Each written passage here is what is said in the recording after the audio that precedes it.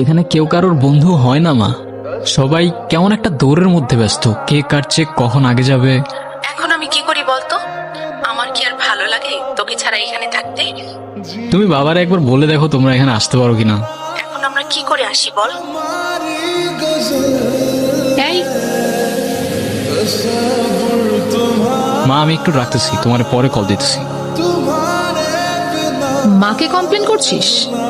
মানে বুদ্ধ নাকি? এত বড় হয়ে এসব সিলি বিষয়ে মাকে কমপ্লেন করছিস? তো তোমার কি? একা আবার তুমি তুমি করে বলছে দেখো। তো কি বলবো, আপনি? গাধা নাকি? আমি তোকে কি বলে বলছি? ভুল হয়ে গেছে আমার, ক্ষমা করে দেন।